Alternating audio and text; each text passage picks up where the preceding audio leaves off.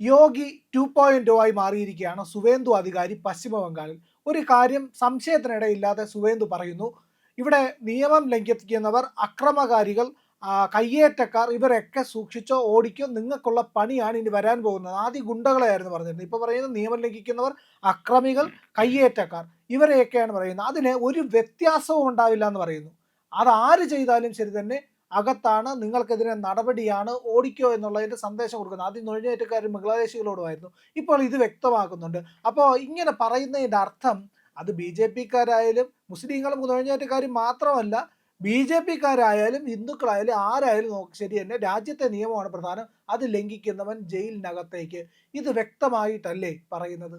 അല്ല, അത് കൃത്യമായിട്ട് നമ്മൾ മനസ്സിലാക്കേണ്ട വസ്തുത. ഇപ്പോൾ ഒരു ഇന്ത്യയുടെ ചരിത്രമുണ്ട്, ഭാരതത്തിൻ്റെ ചരിത്രമുണ്ട്, പ്രത്യേകിച്ച് സ്വാതന്ത്ര്യാനന്തര ഭാരതത്തിൻ്റെ ചരിത്രം. അതിനകത്ത് കോൺഗ്രസ്സുകാർ എക്കാലത്തും ചെയ്തിട്ടുള്ള ഒരു അഡ്ജസ്റ്റ്മെൻറ്റ് രാഷ്ട്രീയമാണ്.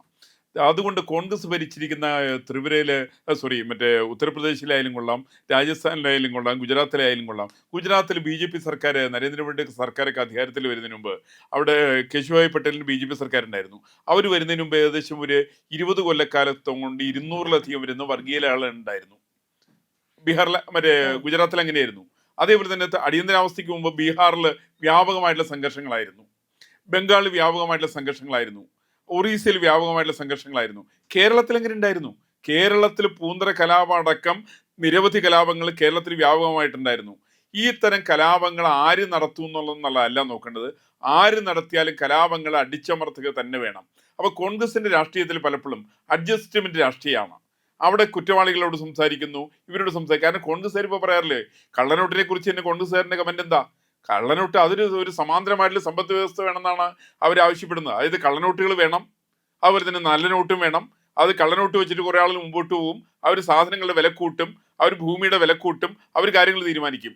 സമാനമായിട്ടുള്ള രീതിയിലാണ് അക്രമി സംഘങ്ങളെയും കൂടി പ്രോത്സാഹിപ്പിക്കുന്ന ഒരു സമീപനം കോൺഗ്രസ്സുകാരെ കാലത്തും നടപ്പിൽ ഇപ്പൊ കേരളത്തിലൊക്കെ തന്നെ നമുക്കറിയാം. കേരളത്തിൽ ഈ പറയുന്ന കേരളത്തിൽ മയക്കുമരുന്നിന്റെ വ്യവസായത്തിൽ വലിയ പങ്ക് വഹിക്കുന്നത് കേരളത്തിലെ സർക്കാരുകളാണ്.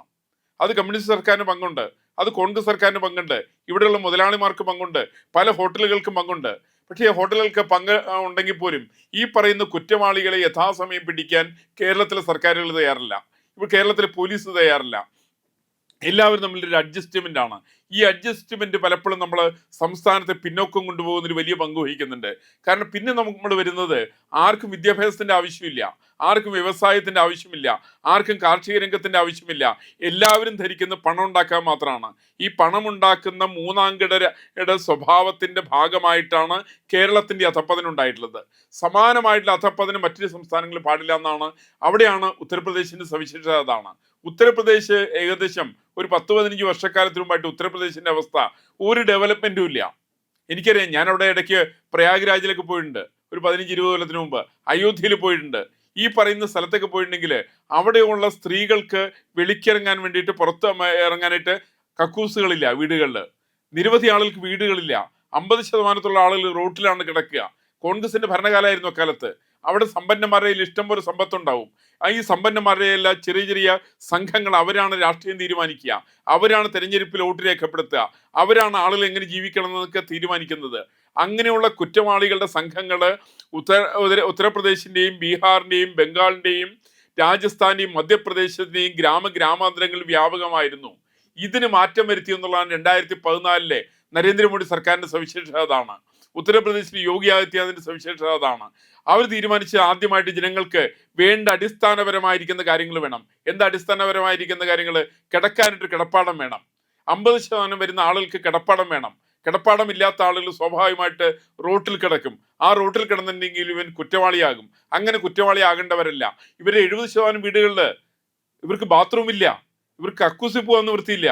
ഇവര് വെളിമ്പ്രദേശത്താണ് ഇവർ പോകേണ്ടത്.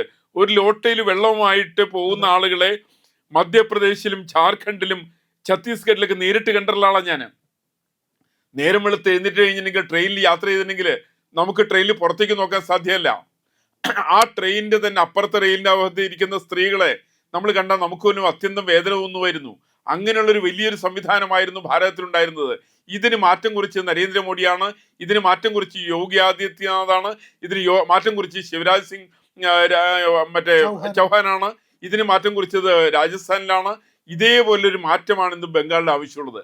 കാരണം ബംഗാളിന്റെ പതനം എന്നൊക്കെ പറഞ്ഞാലുണ്ടല്ലോ, ഒരു 35 കൊല്ലക്കാലത്ത് മറ്റേ ഇയാളുടെ ജ്യോതിബാസുവിന്റെ ഭരണവും ഒരു 15 കൊല്ലക്കാലത്ത് മമതാ ബാനർജിയുടെ ഭരണം കൊണ്ട് ഈ സംസ്ഥാനത്തെ തച്ച് തകർത്ത് കഴിഞ്ഞിരിക്കുന്നു. പട്ടിണി പാവങ്ങളാണെന്ന് അവിടെ ഏറെയുള്ളത്.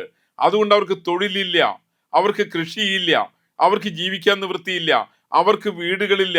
ഗുണ്ടാ സംഘങ്ങളാണ് അവിടെ കാര്യങ്ങൾ തീരുമാനിക്കുക. അവിടെയാണ് സുവേന്ദു അധികാരിയുടെ മറ്റുള്ളത്. സുവേന്ദു അധികാരി പറയുന്നത് നിങ്ങളുടെ ജാതി നോക്കില്ല, നിങ്ങളുടെ മതം നോക്കില്ല, നിങ്ങളുടെ വർണ്ണം നോക്കില്ല, നിങ്ങളുടെ മറ്റു കാര്യങ്ങൾ ഞങ്ങൾ നോക്കില്ല. ഒറ്റ കാര്യമുള്ളൂ, ഇവിടെ ഗുണ്ടകൾക്ക് സ്ഥാനമില്ല. ഇപ്പൊ സുവേന്ദു അധികാരി അധികാരത്തിൽ വന്ന ശേഷം അവിടെ ചെരുപ്പുകട അടപ്പിച്ചു. നമുക്ക് എല്ലാവർക്കും അറിയാവുന്നതാണ്. ആ ചെരുപ്പുകട അവിടെ ഒരു സമ്പന്നന്റെ ചെരുപ്പുകടയാണ്, ചെരുപ്പുണ്ടാക്കുന്ന സ്ഥാപനം. ഈ സ്ഥാപനത്തിന് വഴി എന്നൊക്കെ പറഞ്ഞില്ലേ, ആ പടം ഒരു 10 ലിങ്സ് വഴിയുള്ള അങ്ങോട്ട് ഒരു വാഹനം കടന്നു പോവില്ല. റോഡിൽ നിർത്തിയിട്ട് സാധനങ്ങൾ അവിടേക്ക് എത്തിക്കും. അവിടെ മറ്റേ ചെരുപ്പുണ്ടാക്കുന്ന സ്ഥാപനമുണ്ട്. ഇതിന് ലൈസൻസ് ഇല്ല, കെട്ടിടത്തിന് ലൈസൻസ് ഇല്ല. ആ സ്ഥാപനത്തിലാണ് തീ പിടിച്ചത്. ആ തീ പിടിച്ച സമയത്ത് സുവേന്ദു അധികാരി നേരിട്ട് സ്ഥലത്തെത്തി. അദ്ദേഹം പരിശോധന നടത്തി, അദ്ദേഹം ഉദ്യോഗസ്ഥന്മാരെ വിളിച്ചു. അപ്പോഴാണ് കെട്ടിടത്തിന് ലൈസൻസ് ഇല്ല എന്നറിയുന്നത്. ഈ പറയുന്ന ചെരുപ്പ് നിർമ്മാണശാലയ്ക്ക് ലൈസൻസ് ഇല്ല. അങ്ങനെ ലൈസൻസ് ഇല്ലാത്ത സ്ഥാപനങ്ങൾ ബംഗാളിൽ നടത്താൻ സാധിക്കില്ല എന്ന് സുവേന്ദു അധികാരി പറയാണ്.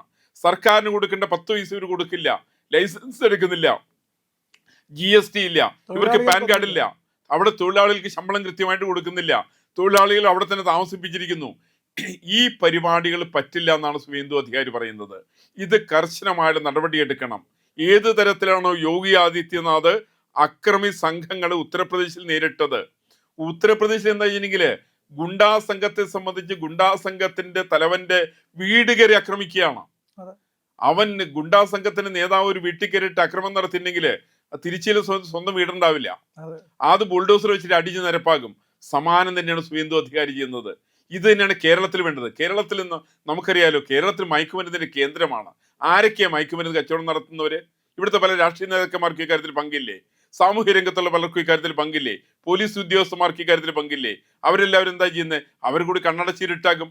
അവസാനം പാവപ്പെട്ട വിദ്യാർത്ഥികള് വിദ്യാലയത്തിന്റെ മുമ്പിലുള്ള ബസ് സ്റ്റോപ്പിൽ നിന്നിട്ട് ഇന്ന് മയക്കുമരുന്ന് കച്ചവടമാണ് കേരളത്തിലെ പ്രധാനപ്പെട്ട പണി. ഇതൊന്നും സുവേന്ദു അധികാരി സമ്മതിക്കില്ല. സുവേന്ദു അധികാരി പറയുന്നത് കർശനമായിട്ട് നടപടികൾ എടുക്കണം. അതിന് ജാതി നോക്കരുത്, അതിന് മതം നോക്കരുത്, അതിന് രാഷ്ട്രീയം നോക്കരുത്, അതിന് വർണ്ണം നോക്കരുത്. ഏക താല്പര്യം ജനങ്ങളുടെ സുരക്ഷയാണ് താല്പര്യം. സാധാരണ ജനങ്ങൾക്ക് അവിടെ ജീവിക്കാൻ സാധിക്കണം, അവർക്ക് പട്ടിണിയില്ലാണ്ട് ജീവിക്കാൻ സാധിക്കണം, അവർക്ക് കയറി കിടക്കാൻ കിടപ്പാടുണ്ടാവണം, അവർക്ക് തൊഴിൽ ചെയ്യാൻ തൊഴിൽശാലകൾ വേണം.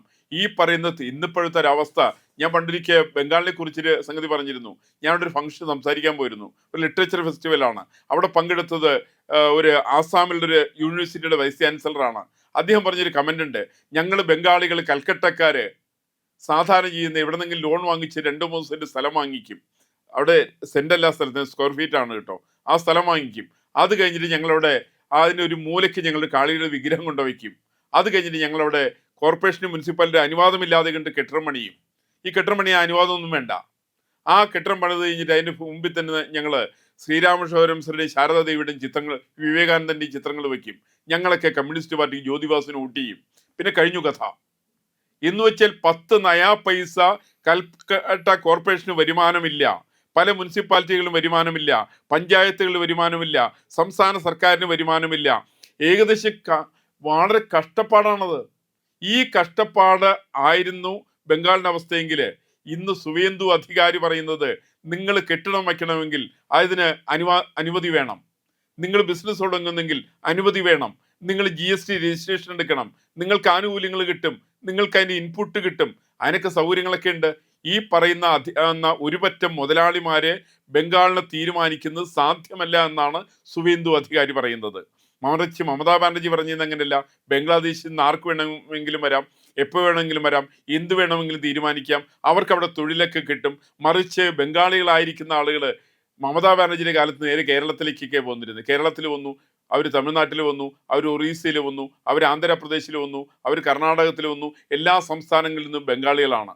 അവിടെ തമാശയായിട്ട് ഇവിടെ പറയാറുണ്ട്, പഴയ കാലത്ത് പൊറോട്ട അടിക്കുന്ന ആൾ അവിടുത്തെ ഏരിയ കമ്മിറ്റി സെക്രട്ടറിയാണ് CPM-ന്റെ, ചായ അടിക്കുന്ന ആൾ CPM-ന്റെ LC സെക്രട്ടറി ആണ്.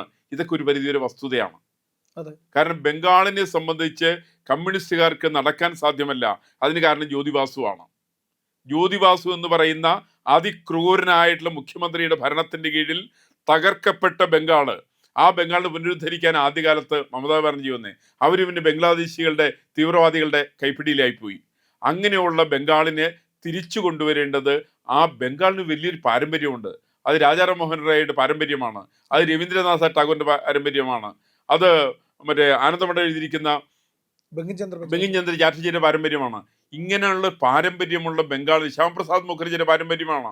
32ാമത്തെ വയസ്സിലാണ് അദ്ദേഹം അവിടെ കൽക്കട്ട യൂണിവേഴ്സിറ്റിയുടെ വൈസ് ചാൻസലർ ആയത്. 32ാമത്തെ വയസ്സിൽ അദ്ദേഹത്തിന്റെ വീട്ടിലുണ്ടായിരുന്ന ഗ്രന്ഥങ്ങൾ കൊടുത്തിട്ടാണ് ഇന്ത്യയിലെ ഏറ്റവും വലിയ reference library, central reference library കൽക്കട്ടയിൽ ആരംഭിച്ചത്. 1.5 ലക്ഷം സ്ക്വയർ ഫീറ്റിലാണ് നാഷണൽ ലൈബ്രറി. അത് ആരംഭിച്ച അദ്ദേഹത്തിന്റെ സ്ഥലത്താണ്. അങ്ങനെയുള്ള ബംഗാളാണ് ഇന്നിപ്പോ തകർത്ത് തരിപ്പണമാക്കി കഴിഞ്ഞിരിക്കുന്നവര്. സാമ്പത്തികമായിട്ടുള്ള ഉച്ചനീചത്വങ്ങളുടെ പേരിൽ, അല്ലെങ്കിൽ മറ്റുള്ള രംഗത്ത്, എല്ലാ രംഗത്തും തകർന്നു കഴിഞ്ഞിരിക്കുന്ന ബംഗാളിനെ പുനരുദ്ധരിക്കുന്ന ഒരു വലിയൊരു ദൗത്യമാണ് സുവേന്ദു അധികാരിക്കുള്ളത്. ഞാൻ മനസ്സിലാക്കുന്നത് തീർച്ചയായിട്ടും കർശനമായ നടപടി കൂടി അദ്ദേഹത്തിന് ബംഗാളിനെ പുനരുദ്ധരിക്കാൻ സാധിക്കും.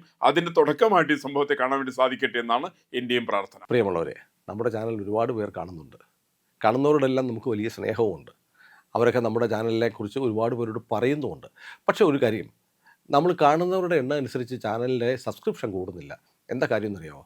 നമ്മൾ കണ്ടിട്ട് അങ്ങ് പെട്ടെന്ന് തിരിച്ചു പോവുക. പക്ഷെ കണ്ടതിന് ശേഷം ഒരു നിമിഷം നിൽക്കുക. നമ്മുടെ ചാനലിൻ്റെ IND എന്ന് പറയുന്ന ലോഗോ ഇല്ലേ, അവിടെ ഒന്ന് വിരലമർത്തിയാൽ ചാനലിൻ്റെ ഫീഡ് തുറന്നു വരും. അവിടെ സബ്സ്ക്രൈബ് എന്നൊരു നീല നിറത്തിലുള്ള ബാറുണ്ട്, അവിടെ ജസ്റ്റ് ഒന്ന് തൊടുക. തൊട്ടടുത്തൊരു മണിയുടെ ചിത്രമുണ്ട്, ബെല്ലൈക്കൺ, അവിടെയും ഒന്ന് തൊട്ടാൽ നിങ്ങൾക്ക് നമ്മുടെ എല്ലാ വീഡിയോകളും കാണാനുള്ള നോട്ടിഫിക്കേഷൻ കിട്ടും. മാത്രമല്ല ചാനലിൻ്റെ ഒരു സബ്സ്ക്രൈബറായി മാറുകയും ചെയ്യും. അത് ഞങ്ങൾക്ക് വലിയ സഹായമായിരിക്കും. ഉറപ്പായിട്ടും അത് ചെയ്തിട്ടില്ല എങ്കിൽ ഇപ്പോൾ തന്നെ ഒന്ന് ചെയ്യണേ.